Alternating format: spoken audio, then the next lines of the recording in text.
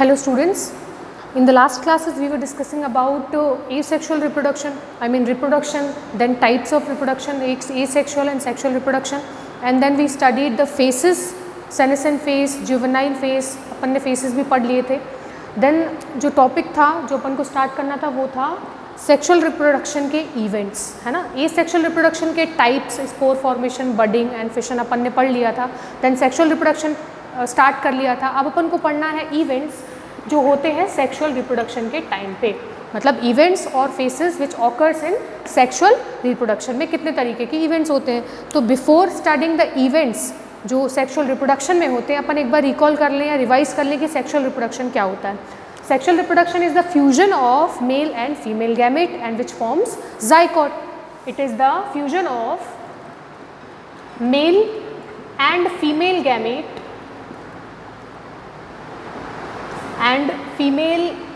gamete to form a zygote.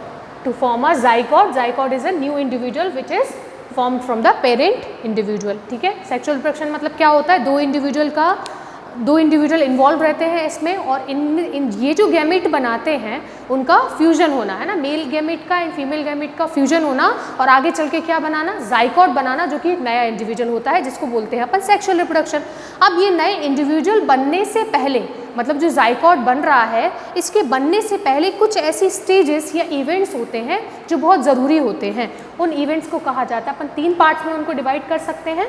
पहला है prefertilisation event, prefertilisation, then middle में fertilisation and फिर होता है पोस्ट फर्टिलाइजेशन, फिर होता है पोस्ट फर्टिलाइजेशन. ये होते हैं 3 events, first, second fertilisation, third post fertilisation. अब इनका मतलब है कि फर्टिलाइजेशन अपन को पता है, यहाँ पे फर्टिलाइजेशन मतलब जाइगोट का बनना, नए इंडिविजुअल का बनना. अब जाइगोट से बनने से पहले और बनने के बाद में क्या क्या इवेंट्स हो रहे हैं वो होते हैं इसके सेक्सुअल रिप्रोडक्शन के इवेंट्स. ठीक है. जैसे अपन प्री फर्टिलाइजेशन में बात करें तो प्री मतलब कि प्रायर टू फर्टिलाइजेशन, मतलब फर्टिलाइजेशन से पहले क्या हुआ है. तो फर्टिलाइजेशन से पहले सबसे पहली चीज़ ज़रूरी क्या होती है, गैमीट्स का बनना. मतलब रिप्रोडक्शन में क्या हुआ, fusion of male and female gamete हुआ.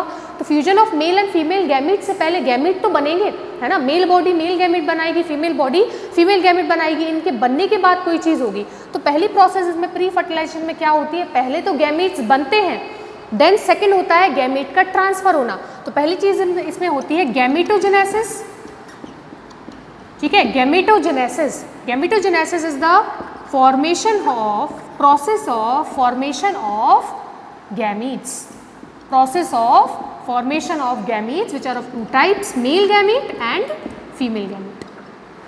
ठीक है. प्री फर्टिलाइजेशन में पहली प्रोसेस होती है gametogenesis which is the formation of gametes, mail and female gametes. ठीक है. अब ये हुआ प्री फर्टिलाइजेशन. इसमें एक और चीज़ होती है सेकेंड, गैमीट ट्रांसफर. क्या होता है, गैमीट ट्रांसफर. अब ये जो गैमीट बन गए हैं, मतलब मेल और फीमेल गैमीट जो बन गए हैं, इसका ट्रांसफर होना मतलब कि मेल एंड फीमेल गैमीट का मिलना, ताकि फर्टिलाइजेशन की प्रोसेस हो सके. ठीक है. तो पहली चीज़ हो गई formation of gametes which is also called as gametogenesis, and then हो गई गैमीट ट्रांसफर, मतलब कि मेल एंड फीमेल गैमेट जो बन गए हैं उनका ट्रांसफर होना, और वो ताकि फ्यूज हो सके एक नया जाइगोट बनाने के लिए. अब अपन फर्टिलाइजेशन से पहले यहाँ पे चीज़ों की बात कर ले कि मेल और फीमेल गैमेट का बनना. अब यहाँ पे कंडीशंस होती हैं. कंडीशंस ऐसी होती हैं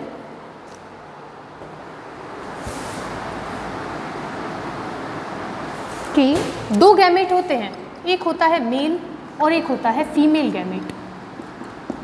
अब कुछ प्लांट्स और कुछ एनिमल्स ऐसे होते हैं जिनमें मेल और फीमेल गैमेट एक ही बॉडी में मिल जाते हैं. ठीक है. मेल एंड फीमेल गैमेट एक ही बॉडी में प्रेजेंट रहते हैं. ऐसे प्लांट्स को या ऐसे इंडिविजुअल्स या एनिमल्स को बोला जाता है बाइसेक्सुअल, या ऐसी कंडीशन को बोला जाता है बाइसेक्सुअल कंडीशन. क्या बोला जाता है, बाइसेक्सुअल कंडीशन. और ऐसे ऑर्गेनिज्म, प्लांट या एनिमल्स जिनमें मेल एंड फीमेल गैमेट अलग अलग इंडिविजुअल होते हैं, मतलब 2 अलग अलग बॉडीज में मिलते हैं, ऐसे ऑर्गेनिज्म को या ऐसी कंडीशन को बोला जाता है यूनिसेक्सुअल कंडीशन. क्या बोला जाता है, यूनिसेक्सुअल कंडीशन. बाइसेक्सुअल को अपन ये बोल सकते हैं मोनोशियस और यूनिसेक्सुअल को अपन डायोशियस भी बोल सकते हैं, डाइशियस जिसका प्रोनाउंसिएशन होता है डाइशियस। बाइसेक्सुअल कंडीशन मतलब मेल एंड फीमेल गैमेट एक ही बॉडी में मिल गए, चाहे वो प्लांट हो चाहे एनिमल।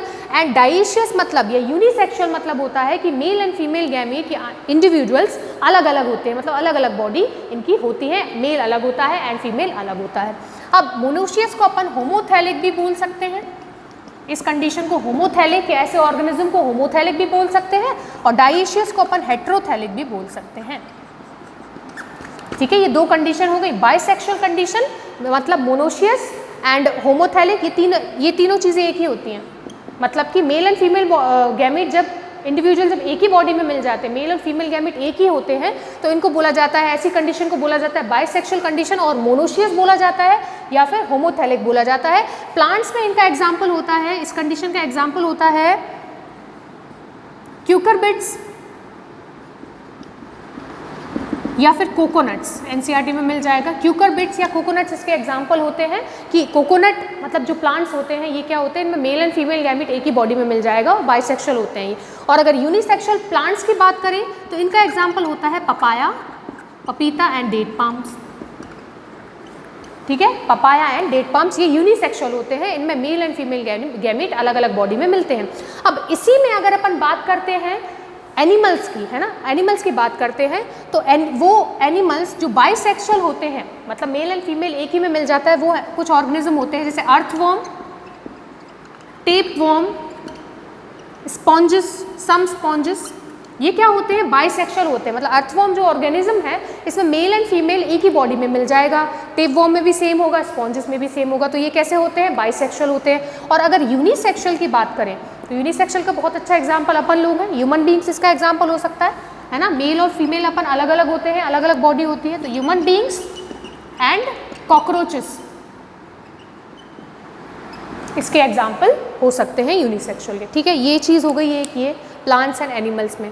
अब अगर अपन बात करें गैमीट्स की, ठीक है, ये अपन ने मेल एंड फीमेल बॉडी की बात कर ली, अब अपन बात करते हैं गैमीट्स की।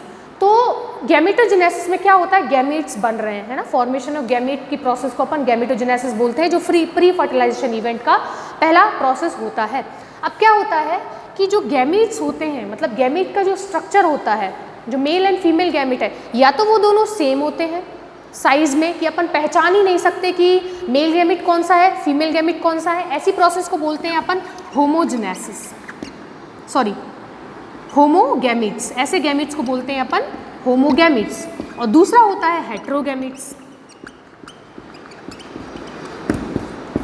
गैमीट में भी दो प्रोसेस हो गई, होमोगैमीट्स मतलब दो तरीके के गैमेट्स होते हैं, पहला होमोगैमीट्स एंड दूसरा होता है हेट्रोगैमीट्स। अब होमोगैमीट्स में क्या होता है, मेल और फीमेल में अपन डिफर ही नहीं कर सकते, मतलब डिफरेंस नहीं बता सकते कि मेल और फीमेल कौन सा गैमीट है, क्योंकि ये लोग बिल्कुल सेम होते हैं साइज में भी और स्ट्रक्चर में भी, तो इनको बोला जाता है होमोगैमीट्स, या फिर बोल सकते हैं अपन आइसोगैमीट्स। आइसो मतलब similar in shape, size and structure. तो जैसे अगर अपन एक स्ट्रक्चर देख लें,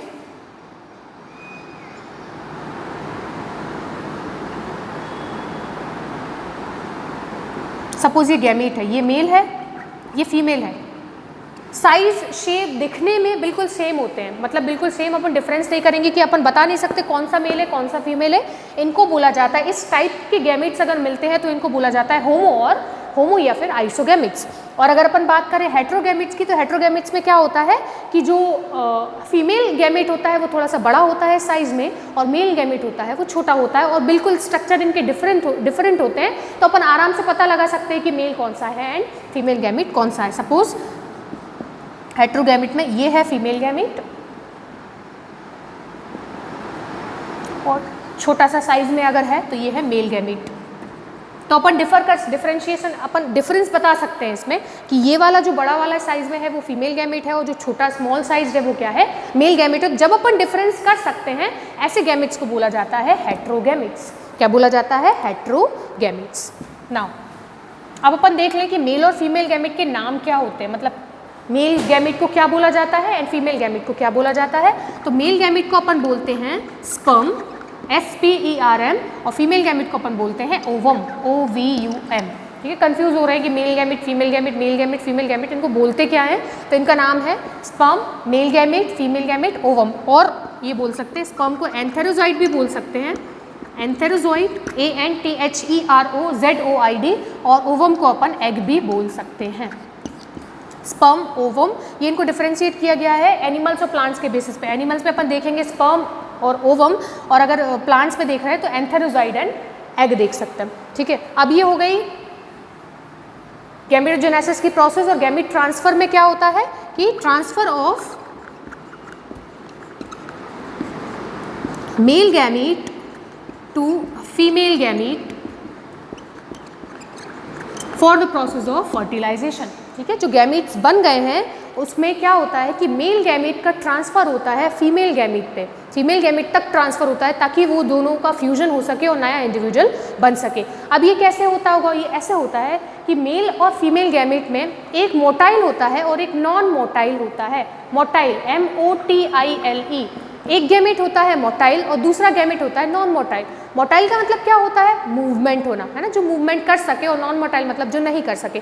तो ज़्यादातर केसेस में क्या होता है कि जो मेल गैमेट होता है वो मोटाइल होता है, मतलब मूवमेंट कर सकता है, और फीमेल गैमेट नॉन मोटाइल होता है। तो क्या होता है, गैमेट ट्रांसफ़र के टाइम पे मेल गैमेट का ट्रांसफ़र होता है फीमेल गैमेट के पास में। और जो मेल गैमेट्स होते हैं वो ज़्यादा नंबर में बनते हैं, क्योंकि ज़रूरी नहीं है हर बार सही मेल गैमेट का ट्रांसफ़र फीमेल गैमेट तक हो जाए, तो इसलिए वो नंबर ऑफ में रहते हैं। तो मेल गैमेट का जैसे ही ट्रांसफ़र होता है फीमेल गैमेट तक, तो जो सही मेल गैमेट होता है वो फीमेल गैमेट में जाके फ्यूज़ हो जाता है ताकि नया इंडिविजुअल बन जाए।